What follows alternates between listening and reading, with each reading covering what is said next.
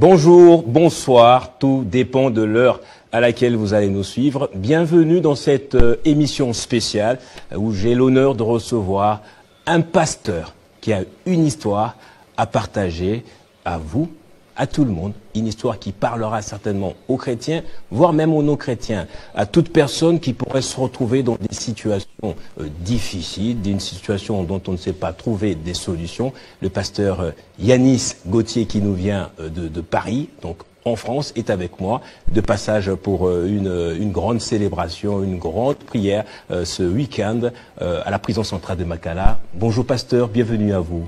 Merci Gaëtan, bonjour, merci de m'accueillir, je suis heureux d'être là. Alors moi je le suis plus pasteur parce que souvent en tant que chrétien j'ai l'habitude de vous suivre à travers les médias, tous les médias, en tout cas les médias français, les médias canadiens. Aujourd'hui notre chaîne a le privilège, sinon l'honneur, de vous recevoir pour à la fois parler de ces grands événements de ce week-end, mais puisque l'émission sera consommée tout au long de l'année, on va parler de votre parcours, quoique votre histoire, on peut la trouver sur Internet, on va la résumer et je vous poserai quelques questions sur comment sortir des prisons. Pasteur, pour votre présentation, vous êtes pasteur au sein des églises Source de Vie. Vous êtes aussi fondateur d'une maison d'édition et auteur, donc écrivain. Est-ce que c'est beaucoup de choses pour vous maintenant, ce que vous faites, l'évangélisation à travers le monde, dans les prisons, écrire et père de famille, ou c'est avec passion que vous le faites tout ça? Je pense que tout ce qu'on fait pour Dieu, on doit le faire avec passion, sinon c'est pas la peine de le faire. Ouais. Et puis là, ça a un peu évolué depuis, mais tous les matins, on se lève avec cette passion qui nous anime, et puis on essaye d'aller chercher des idées, d'être pragmatique dans tout ce qu'on fait, de manière à être aussi connecté à la société, de pouvoir partager le beau message de l'Évangile au travers des livres, au travers de contenus sur les réseaux sociaux, au travers des émissions. C'est en tout cas ce que j'essaye de faire, être un outil, un instrument entre les mains de Dieu. Alors, vous serez, je l'ai dit, le week-end, à la prison centrale de Makala. C'est le plus grand centre pénitentiaire de la RDC. Je ne vais pas dire combien de gens y sont justement incarcérés. On parle à peu près de 16 000 à 20 000 personnes. Vous avez fait presque les prisons de tout le continent. Est-ce que les prisons se ressemblent ou chaque prison a peut-être son histoire? Est-ce qu'il y a un fil conducteur qu'on peut trouver dans chaque prison et dans chaque prisonnier? En fait, il y a une réalité qu'il faut comprendre. C'est que la prison, c'est un endroit isolé, un endroit où on est cloisonné, barricadé, verrouillé, privé de liberté. Alors, on peut avoir une cellule en or ou une cellule crasseuse avec des rats et des cafards. Toujours est-il que le gars qui est dans une cellule en or avec la télé et tout ce qui s'ensuit, il est privé de liberté. Et c'est ça la définition de la prison. Et pour répondre à votre question, Gaëtan, effectivement, j'ai été dans des prisons où, franchement, j'avais pas envie de passer la nuit, où le mot dignité n'existe pas, où j'ai vu la misère, où j'ai vu des conditions d'incarcération qui sont inhumaines. Ça m'est arrivé de voir ça et j'en vois encore. Et c'est pour ça que j'aime aller en prison, parce que je me suis converti en prison et c'est un lieu que je ne peux pas oublier. C'est un lieu de détresse, de misère humaine, mais c'est également un lieu où Dieu se révèle, où Dieu a un message pour ceux qui se meurent et pour ceux qui sont oubliés de la société. Alors ce sera la deuxième fois, si je ne me trompe pas, que vous irez à Makala. Vous y étiez en 2019. La prison de Makala, ça vous évoque quoi? Déjà l'idée d'y retourner, ça vous a fait quoi? Ça m'évoque quoi? Ça m'évoque un parterre de détenus où, après la prédication de l'Évangile, j'ai vu 3000 détenus lever les mains et accepter Jésus-Christ comme Seigneur et Sauveur. Ça m'évoque les ténèbres, mais ça m'évoque également la gloire de Dieu qui s'est manifestée dans ce lieu. Et je crois que le même Dieu qui a agi en 2019 et qui agit d'ailleurs au travers de tout ce qui est fait, au travers de l'Église Laborde, mais qui vous invite, bien évidemment. Oui, bien d'autres associations, bien d'autres églises qui sont présentes dans cette prison. Dieu agit, et il agira encore et il agira demain envers ses détenus. Alors, c'est pas que des adultes, il y a des enfants, il y a des femmes qui sont incarcérées avec leurs bébés. Donc, Dieu a un message pour tout le monde. Et que ce soit au travers de moi ou d'autres, je crois que le message doit être partagé plus que jamais aujourd'hui. Alors, vous l'avez évoqué, vous avez rencontré Jésus-Christ en prison, mais votre vie d'avant, c'est que vous avez fait tout ce qu'il y a d'illicite. Vous avez vendu de la drogue. Ah, j'ai pas tout fait. Hein. Bon, peut-être pas tout. Pas mal, mais pas tout. Alors, je vais rectifier. Vous avez été dans l'illicite, je dirais, en tant que vendeur de drogue, cambrioleur, vous avez braqué des banques, etc. Quand vous parlez de votre histoire, de votre conversion même, quel mot, j'ai comme l'impression que c'est l'amour qui revient le plus dans votre... Quand vous racontez votre histoire, quand vous prêchez l'évangile, c'est l'amour qui manque aux gens qui se retrouvent dans ces genres de choses, pasteur. Bah, moi, quand je suis en prison, je suis une bête. Une bête, je crois plus en rien. Je suis un écorché de la vie, je suis un mort-vivant. Mais en même temps, quand je fais une introspection sur ma vie, je pense que tout avait été fait pour que je devienne ce type de personne. J'ai pas eu de parents. Moi, je suis un enfant de la rue. Quand je me balade dans les rues de Kinshasa, que je vois des enfants qui marchent, qui jouent dans les rues, moi, j'étais comme ça. Je me baladais dans les rues de la Côte d'Ivoire, pieds nus. Je faisais les poubelles pour manger. Bref, j'étais un enfant laissé pour compte. Et ce que je suis devenu à 15 ans, puisque c'est à 15 ans, j'ai connu ma première incarcération. C'était pas le fait du hasard. Au début, je vole pour me nourrir. Et quand je deviens un braqueur de banque et que je suis incarcéré à l'âge de 24 ans, je suis en échec, je suis le rebut de la société, je suis arrivé au bout du bout du bout. Et en fait, c'est, à mon avis, la seule issue, c'est soit la prison, soit le cimetière. Mais, parce qu'il y a un mais, il y a ce que l'homme m'a montré et puis il y a ce que Dieu souhaite à mon égard.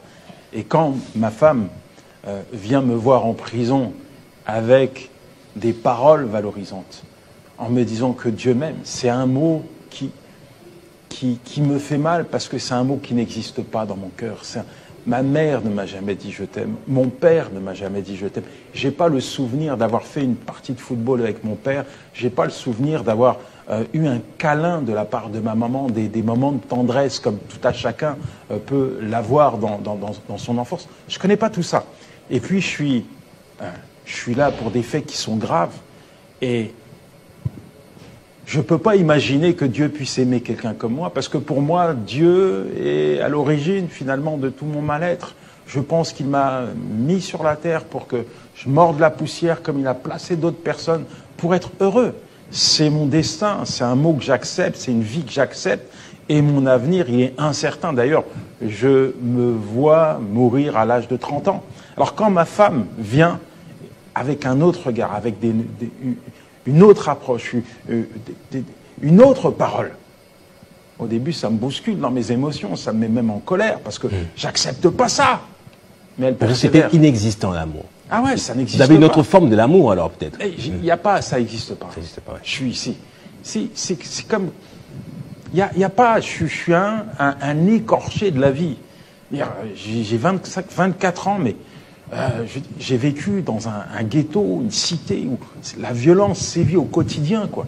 Je suis un drogué, j'ai des enfants, je m'en occupe pas. J'ai fait des tentatives de suicide, on m'a tiré dessus, bref. Je suis une sorte de militaire en mode autodestruction. C'est un mot que j'accepte pas. Et en prison, la prison c'est dur. La prison, c'est pas un endroit où on laisse transparaître ses émotions, c'est un endroit où les larmes sont interdites. T'as pas le droit de pleurer, t'as pas le droit de montrer tes faiblesses, sinon on va te manger. Donc, c'est même pas un endroit où tu vas faire des câlins à ton enfant. Donc, quand elle me dit qu'elle m'aime, je peux pas comprendre. Et quand elle me dit que Dieu m'aime, c'est encore moins compréhensible pour moi, parce que, comme je vous l'ai dit, je pense que Dieu a voulu que je sois là, que c'est mon destin. Mais, en fait, je crois que c'est ce qui motive, ce qui anime ma conviction. Parce que beaucoup de personnes ne comprennent pas pourquoi je vais en prison, pourquoi je suis autant zélé pour les prisons, pourquoi je suis autant convaincu que Dieu peut changer une personne, peu importe son état, peu importe les faits qui l'ont conduit dans une prison, Dieu est capable de reconstruire des vies en ruine. Pourquoi j'en suis convaincu? C'est parce que je l'ai vécu. Il y a la parole de l'homme, et puis il y a la parole de Dieu. Dieu est créateur de l'homme. Et quand Dieu met une parole dans le cœur de l'homme, il est capable de ressusciter un mort avec sa parole. Et en l'occurrence, j'étais mort, et la parole de Dieu a été un électrochoc divin qui m'a ramené à la vie. C'est aussi simple que ça, du moins simple à dire, mais c'est ce que j'ai vécu. C'est comme l'aveugle dans la Bible. J'étais aveugle, j'ai rencontré l'homme qui s'appelle Jésus, et il m'a rendu la vue. Donc c'est donc correct de dire que le manque d'amour est la première prison dans laquelle on peut se trouver, pasteur? Ah, je pense que c'est une prison destructrice, surtout quand on est enfant, parce que Ouais. c'est là qu'on construit son identité familiale, sociale. Tous ces facteurs-là sont très importants pour l'équilibre d'un enfant. Et quand il est privé d'amour, quand il est maltraité par une belle-mère, mis à la DAS, quand il grandit au milieu de ghettos, de cités où il n'y a que de la violence, forcément, il y a des choses auxquelles il va s'identifier qui ne sont pas vraies. C'est faux. Mais pour lui, c'est une réalité. Et ouais, c'est une prison. Et on n'en sort que par l'amour de Dieu. Comment on transmet cet amour déjà pour des enfants? Il y a beaucoup de situations familiales dans lesquelles on peut se trouver, des papa qui est peut-être décédé, papa qui est parti, papa qui bat maman à la maison, autant de situations. Comment on peut trouver cet amour quand personne ne peut nous le donner, pasteur? Moi, j'ai pas trouvé l'amour, en tout cas. Ouais. J'ai pas trouvé l'amour ni de la part de mon père, ni de la part de ma mère, ni dans les quartiers. Quand, à 15 ans, je me retrouve dans le bureau d'un juge d'instruction, un juge qui doit se poser les bonnes questions. Pourquoi un gamin de 15 ans vole de la nourriture? Pourquoi il dépouille des jeunes de leur blouson? Qu'est-ce qui ne va pas chez lui? Au lieu de trouver l'amour, j'ai trouvé la répression, j'ai trouvé l'enfermement. Et en fait, dans ma prison, alors que finalement, j'ai peut-être à un moment donné cherché de l'amour, c'est l'amour de Dieu qui est venu me chercher. Et je crois qu'il y a parfois des situations qui sont hyper compliquées, même incompréhensibles. On peut se poser la question quand on est enfant, pourquoi mon camarade grandit dans un foyer où papa et maman sont là pour lui, pourquoi moi je n'ai rien, pourquoi papa frappe maman alors que chez son camarade, il voit les parents de ses copains qui sont heureux. Pourquoi il y a des questions parfois qui restent sans réponse, mais la réalité, c'est que Dieu a une réponse à toutes nos questions. C'est qu'il y a un vide dans le cœur de l'homme qui est la place de Dieu. Et Dieu a ses temps et ses moments pour se révéler au cœur de ses enfants. En l'occurrence, pour moi, ça a été la prison. Mais comme je le disais, c'était la prison au cimetière. Et la Bible nous dit qu'il y a des moments comme ça, des déserts, qui sont fabriqués par Dieu. Où Dieu envoie ses enfants simplement dans le but de se révéler à eux. Alors je crois que aujourd'hui, avec des années de recul, je ne considère pas ces moments où j'ai souffert de privation, d'amour, de tendresse, où j'ai vécu toutes ces galères comme des échecs. En fait, ça m'a fabriqué. Ouais. Ça m'a fabriqué. Ouais. Ça m'a construit. Et puis, il y a quelque chose que je réalise, c'est que peut-être loin de ma pensée, Dieu était là. Même si je ne savais pas qu'il était là, il était là. Il veillait sur moi. Il me gardait, me protégeait.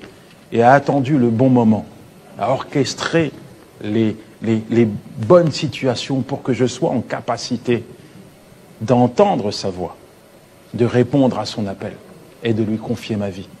Le résultat, c'est qu'aujourd'hui, tout ce que j'ai vécu dans ma vie passée, tous les échecs, toutes les addictions, toutes les souffrances, toutes les privations, toutes les galères, c'est au travers de ça que Dieu m'a construit et ça me permet d'être au contact des prisonniers, au contact de ceux qui sont également enfermés, parce que la plus grande prison du monde, c'est une prison à ciel ouvert, c'est le monde. Ouais. Et il y a tellement de prisons, tellement de refuges dans lesquels on se réfugie pour essayer de trouver du repos, de la paix, de la joie, un équilibre. Mais la réalité, c'est que tout ça, on le retrouve en donnant sa vie à Jésus-Christ, qui nous offre la pleine et la véritable liberté. On peut sentir cette paix, cette joie que vous dégagez à chaque fois que vous êtes dans le média, même en face des prisonniers. Je voudrais savoir, pasteur, la responsabilité qu'a un individu vis-à-vis de sa propre vie. Vous avez dit à l'âge de 15 ans, alors que vous étiez adolescent même, vous avez eu des idées de braquer, je sais pas moi, de dealer, parce que vous pensiez que c'était la seule voie, le seul choix que vous aviez à cette époque-là. Est-ce que c'est vrai qu'il peut arriver par moments qu'on manque de choix, qu'on n'ait qu'un seul choix de faire du mal ou, je sais pas moi, d'aller vendre de la drogue? Alors je pense pas que ça soit un bon choix. Ouais. Surtout Est-ce qu'on peut manquer de choix vraiment? Bien sûr, on peut manquer de choix quand Ouais. on n'a pas des parents qui nous donnent des bons conseils, quand on manque de repères.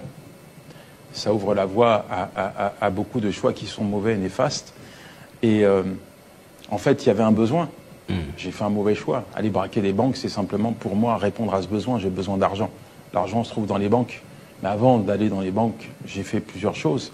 Mais la réalité aujourd'hui, c'est que quand tu as 15 ans, tu te retrouves en prison et qu'on ne te donne pas d'autres opportunités pour comprendre, pour apprendre de tes erreurs. C'est compliqué de se dire qu'il y a autre chose à faire. Pourquoi? Parce que la prison, c'est la plus grande faculté de la délinquance. C'est-à-dire qu'en prison, tu as des leçons, mais qui sont mauvaises. En prison, tu as des exemples, mais qui sont mauvais. Quand tu vas en prison à 15 ans, que tu rencontres des grands qui ont fait des coups, qui sont aguerris, eh ben, tu rentres dans une véritable faculté. Et moi, quand j'ai été en prison, quand je suis sorti, eh ben, je suis sorti avec un master en matière de délinquance. Mais on ne m'a pas donné d'autre choix. On ne m'a pas dit, Yanis, il y a d'autres choses à faire. Et je vois aujourd'hui en prison, dans certaines prisons malheureusement, où les jeunes sont incarcérés, ils ont fait des mauvais choix. Il faut savoir que la prison, c'est le reflet de la société. Mais quand tu mets un gamin de 15 ans, de 14 ans en prison, c'est un échec en soi. Pas simplement pour lui, mais pour sa famille et pour la société. Mais à 15 ans, c'est encore rattrapable. À 15 ans, on n'est pas programmé pour être un multirécidiviste, pour être un délinquant aguerri. Voilà pourquoi il faut intervenir. Il faut intervenir en amont, dans des programmes scolaires de prévention, de sensibilisation, et c'est ce que j'aime faire. Mais il faut également aller vers ces jeunes qui sont en prison pour intervenir de manière curative, en leur disant « Hey, c'est soit tu restes là, soit tu vas suivre un programme scolaire. » Et on a des programmes scolaires où on va te faire découvrir peut-être un métier, où on va libérer le potentiel que Dieu a placé en toi. Il n'y a personne qui est condamné à être un échec. L'échec, c'est juste un résultat. Et ce n'est pas parce que tu as eu un échec que tu es un échec. Alors, je vous pose cette question, mais j'aimerais que vous répondiez en regardant peut-être l'écran, la caméra, afin de vous adresser à ceux qui nous suivent. C'est vrai qu'on parle de la prison comme milieu carcéral, mais il y a beaucoup de gens qui sont dans des prisons internes, c'est-à-dire victimes soit du type d'injustice que vous avez subi, justement, ou soit victimes de viol, victimes de toutes sortes de mauvaises choses, d'inceste, etc. Comment faire pour leur dire qu'il y a encore espoir, possibilité de sortir de cette prison, pasteur? La Bible dit, dans Luc 4, verset 18, Jésus-Christ est venu libérer les captifs. Aujourd'hui, tu es peut-être enfermé dans une prison. Je ne connais pas le nom de ta prison, mais toi, tu la connais. Peut-être que la prison, c'est l'alcool, peut-être que c'est le sexe, peut-être que c'est la drogue, peut-être que c'est les antidépresseurs, peut-être que c'est la colère, peut-être que c'est ce sentiment de vengeance qui te dévore chaque jour. Je ne connais pas le nom de cette prison. Et il y a un texte dans la Bible, dans le psaume 88, où le psalmiste va dire « Je suis séquestré et je ne puis m'évader. Je suis séquestré, je suis gardé, je suis enfermé. J'ai envie de sortir, mais je n'ai pas la force de sortir de cette prison. » La réalité, tu la connais, c'est que chaque jour, tu te lèves, tu es dans cette prison, cette forteresse dans laquelle tu es enfermé, et il y a un bourreau. Un bourreau, c'est ton adversaire, c'est le diable qui veut te voir ici. Et puis, il y a Jésus qui a ouvert la porte de cette prison. Il est devant toi, il te regarde et il te dit « Sors, je te donne la liberté. Sors, je te donne la liberté. » En fait, le problème, c'est pas Jésus, parce que Jésus, à la croix, il t'a libéré, il t'offre la possibilité d'expérimenter une pleine liberté. Vous connaîtrez la vérité vous affranchira. Jésus-Christ est venu libérer les captifs. Il se tient à la porte là devant toi, il est en train de te parler, la prison, la cellule est ouverte et il te dit sors. Et l'ennemi te dit reste. Et toi, qu'est-ce que tu te dis? Est-ce que tu veux vivre comme ça? Si tu veux vivre comme ça, reste là, il n'y a rien qui va changer. Et il n'y aura pas d'amélioration. Mais par contre, si tu t'approches de celui qui t'appelle, tu peux expérimenter maintenant, je ne t'ai pas dit demain, je t'ai dit maintenant la pleine liberté. L'homme qui te parle était prisonnier, enfermé, barricadé, verrouillé dans une multitude de prisons. Gaëtan en a partagé quelques-unes et aujourd'hui je peux te dire une chose, sans te faire de serment, je suis libre. Amen. Et c'est pas parce que j'ai eu la force de me libérer, c'est pas parce que j'ai pris des traitements, ou j'ai vu des thérapeutes, ou j'ai fait des centres de désintoxication, c'est parce que un jour, j'ai répondu à celui qui m'a dit Yanis, viens et sors de cette prison. Et je prie pour que tu puisses prendre la même décision que j'ai prise il y a quelques années et expérimenter la pleine liberté que Jésus Christ t'offre aujourd'hui. Viens à lui et retrouve ta liberté. Amen. Amen, pasteur. Il y a une autre chose. On est en prison, mais il y a beaucoup de verrous dans cette prison. Et parmi ces verrous, il y a la culpabilité. Vous dites que c'était le cas pour vous aussi. Ben c'est fini pour moi. Dieu n'y peut rien. Parce que, regarde tout ce que j'ai fait, je ne peux plus me relever. Comment fait-on pour sortir de la culpabilité? Est-ce qu'il y a des péchés impardonnables maintenant que vous êtes pasteur, Yanis Gauthier? Je me souviens que la première confrontation que j'ai eue avec la parole de Dieu, c'était dans ma cellule. Et cette Bible, l'aumônier me l'avait offerte. J'avais envie de l'ouvrir, mais je ne pouvais pas l'ouvrir. J'avais envie de la toucher, mais je me sentais sale. Tu sais, indigne, impropre. Je ne mérite pas l'amour de Dieu. Et qui plus est, j'ai ces barreaux sous mes yeux qui me rappellent que je suis coupable, que je suis un braqueur, que j'ai abandonné ma femme, mes enfants. Bref, je ne mérite pas l'amour de Dieu. Et il y a un mot que je ne comprends pas, c'est le mot grâce. Parce qu'à l'époque, en France, quand on parlait de grâce, en prison, c'était les grâces présidentielles qui étaient conditionnées à l'attitude du détenu. Tu t'es bien tenu pendant 6 mois, tu obtiens une grâce présidentielle, 2 mois de remise de peine. Mais ça, c'est pas la grâce. Parce que la grâce de Dieu, elle n'est pas conditionnée à l'attitude humaine. La grâce de Dieu, elle s'est manifestée parce qu'un jour, Jésus-Christ est mort pour nos péchés. Alors quand je regarde cette Bible et que je me sens coupable, Dieu va me donner la force d'ouvrir la Bible. Et je tombe sur un verset qui va bouleverser ma vie. C'est Jean 3,16. Car Dieu a tant aimé le monde qu'il a donné son Fils unique afin que quiconque croit en lui ne périsse point, mais ait la vie éternelle. Et là, l'amour de Dieu a comblé mon cœur, a extirpé toute forme de condamnation, de culpabilité dans mes pensées. Et aujourd'hui, je vais vous dire quelque chose. Je ne suis pas parfait. J'ai toujours, malheureusement, cette enveloppe charnelle qui, parfois, faillit. Mais si je suis là, si je peux faire ce que je fais, c'est un effet de la grâce de Dieu. Et il n'y a pas un homme parfait, ni pasteur, ni apôtre, ni je ne sais qui soit parfait. Tous sont sauvés par la grâce de Dieu. Amen. Et dans toutes les églises, il n'y a que des pécheurs qui sont sauvés par la grâce. Comme quoi, il n'y a aucun verrou que le Seigneur ne puisse justement faire sauter. Que ce soit même le verrou de la culpabilité, parce qu'il y en a qui ont fait peut-être cette prière de recevoir le Seigneur, mais après, il y a encore des images, beaucoup de souvenirs, des mauvaises choses faites. Heureusement qu'on peut même en être délivré finalement. Alors, aujourd'hui, pasteur, vous écrivez aussi, c'est pas aujourd'hui, mais depuis beaucoup de temps aussi, vous écrivez, vous avez un livre, je vais lire le nom, c'est 52, 96, 4. Comment vous le dites? Ça, c'est mon premier livre. Ça, c'est votre premier livre, Des ténèbres à la lumière. Vous avez aussi un autre livre, Sortir du rejet. Écrire, qu'est-ce que ça vous fait maintenant? Ce livre, 52 964, ça a été mon exutoire. C'est mon livre témoignage que je partage, que j'offre à des milliers et des milliers de détenus. Ensuite, j'ai écrit un livre sur le rejet, puisque j'ai souffert du rejet. J'ai écrit un livre sur les addictions. Bon, j'ai été chercher pas très loin, puisque j'avais quand même ça en stock dans ma vie. Donc j'ai ressorti un petit peu tout ce que j'avais vécu et pour écrire des livres. Et puis après, j'ai écrit un livre sur le prix du pardon, sur la prière. J'ai écrit 365 pensées. Bref, j'ai écrit beaucoup de livres. Le dernier à sortir, c'est sur le Saint-Esprit. Voilà, le célèbre inconnu. Donc j'essaye de mettre sur papier tout ce que je vis, tout ce que j'ai expérimenté avec Dieu, afin d'en faire bénéficier un maximum de personnes. Alors, il y a ça, c'est une question personnelle. Je ne l'ai pas vu en suivant vos témoignages de part et d'autre. Il y a votre conversion en prison, mais l'appel, ça commence à quel moment pour servir et traverser les frontières, les mers, pour annoncer la bonne nouvelle? Et votre force, vous la puisez d'où à chaque fois qu'il faut sortir? Je prends mon souffle. C'est toujours une question qui remue des émotions chez moi. En fait,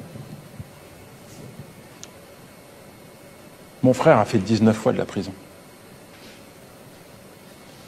Et j'ai vu les effets dévastateurs de la prison chez mon frère, qui est devenu un polyaddictif, suicidaire, qui s'auto-mutilait. Et malheureusement, un jour, il s'est fait assassiner. Et j'ai porté le cercueil de mon frère, et en le mettant en terre dans le cimetière, je pensais à cette Bible. Mon frère avait une Bible avec lui. Et je sais, moi qui suis chrétien, toutes les vérités que renferme la parole de Dieu.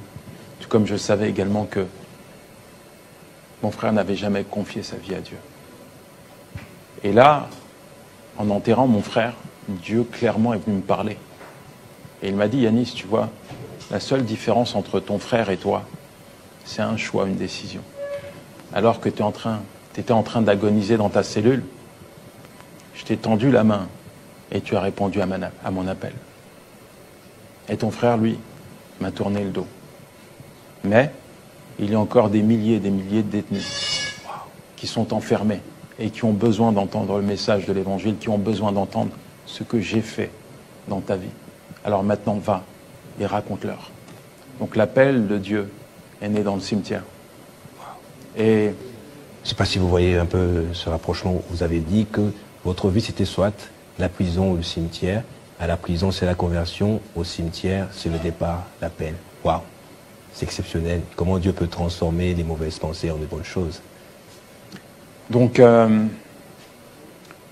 aujourd'hui, ce qui me pousse, ce qui m'engage, ce qui me passionne, c'est de voir des vies changer. Certes, il y a un prix, il y a beaucoup de sacrifices. Oui. Parce que la réalité, c'est que l'humanitaire, c'est un puits sans fond et on a besoin de moyens financiers. On ne peut pas rentrer dans une prison et dire à quelqu'un « Dieu t'aime » et le laisser à terre. Il faut lui donner de la nourriture, il faut lui donner des vêtements, il faut lui donner des souliers, Ouais. il faut lui donner des médicaments, il faut donner une brosse à dents. Donc, on est constamment, avec ma structure, les prisons du cœur, en train de rechercher des fonds pour financer ces campagnes d'évangélisation. Et puis aussi, il faut leur offrir des Bibles, Ça. la parole de Dieu. Mais c'est un ensemble.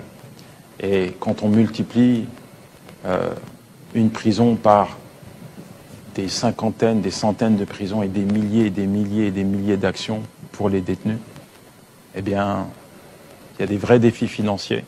Donc on a besoin aussi de prières. Et de soutien. De soutien, afin que ces actions puissent les mener. Mais en tout cas, on s'appuie sur Dieu. Sur Dieu. Il nous donne la vision, il nous donne la provision. Mais la provision, il nous la donne également au travers des personnes. Oui, oui, justement. Et heureusement qu'on en parle aussi. Il y a des qui seront touchés, qui voudront bien, peut-être faute de temps, ne sauront pas faire la prison, et qui sont passés par la prison, qui pourront vous rencontrer aussi, pasteur. Il y a beaucoup de gens ici. On a des politiques aussi qui ont fait la prison. Attendez, vous avez remarqué qu'à Kinshasa, vous êtes très suivi aussi, pasteur, n'est-ce pas? Oui, oui, oui, oui. Bon, après, pour nous, s'ils veulent nous en milieu soutenir, francophone, c'est vrai. Ouais, s'ils veulent nous soutenir, rendez-vous sur yanisgauthier.com. Il y a une page dédiée aux prisons. Ouais. Et ils peuvent aller jusqu'au bout de leur engagement. Et oui, j'ai été dans les rues de Kinshasa hier, avant-hier, et puis on a parlé avec les gens, prié avec les gens, et puis on les a aussi invités à cet événement. Donc demain, à l'église La Borne à 16h, un grand événement d'évangélisation où il ne faut pas venir simplement seul, il faut venir accompagner. Allez chercher quelqu'un que vous connaissez, un membre de votre famille qui ne connaît pas Dieu, allez dans votre quartier, allez dans votre lieu de travail, mais venez pas seul. Si vous êtes chrétien, dédiez cette journée à Dieu, soyez des acteurs, des instruments que Dieu va utiliser pour toucher, changer, transformer une vie. Mais venez nombreux. Demain, 16h, à l'église La Borne. Voilà, on va préciser parce que beaucoup nous suivront peut-être en rediffusion. Quand on dit demain, vendredi 26 juillet, et le samedi... Là, ils peuvent pas venir. Ils peuvent pas venir. Ils peuvent prier de loin. prier. Ils peuvent vous soutenir à travers des prières, justement. Et puis si, par contre... à la prison centrale de Makala. Oui, si, par contre, ils veulent faire... je prends l'initiative, mais je sais qu'on va aussi distribuer des aliments. S'ils veulent ramener de la nourriture, effectivement. Eh bien, le samedi, il y a toute une équipe qui sera devant la prison. Ils peuvent déposer à 9h leur nourriture, leur offrande pour les détenus. Quand je dis offrande, c'est en nourriture. Ouais.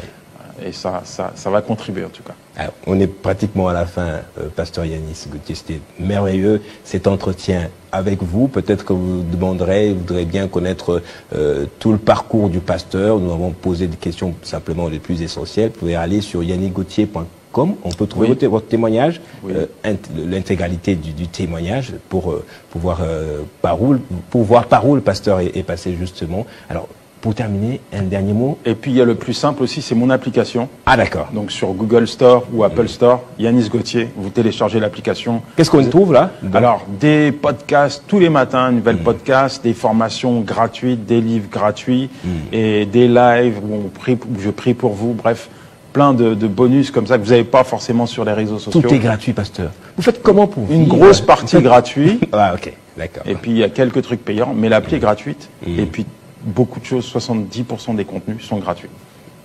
Voilà. Merveilleux. Un dernier mot, celui de l'église de la Borne, qui tout le temps a recours à vous pour venir propager la bonne nouvelle ici en RDC. Je pense que l'église de la Borne, comme beaucoup d'églises à Kinshasa, sont dans la vision de Dieu. Le pasteur a compris, et les chrétiens également, que Dieu ne nous avait pas sauvés pour sauver l'église, mais pour sauver le monde. L'église, c'est bien, c'est un lieu où les chrétiens se rassemblent, sont fortifiés. Mais l'église, aujourd'hui, et plus que jamais, est encouragée à aller vers le monde pour impacter, pour irradier ce monde en perdition de l'amour de Dieu. C'est pour ça qu'on vit, et c'est pour ça que Dieu nous laisse là encore sur la terre, afin qu'il puisse toucher et en sauver un maximum. Merci beaucoup, pasteur Yanis Gauthier, d'être passé sur ce plateau de Télé 50. Merci pour votre invitation. Merci, pasteur Yanis.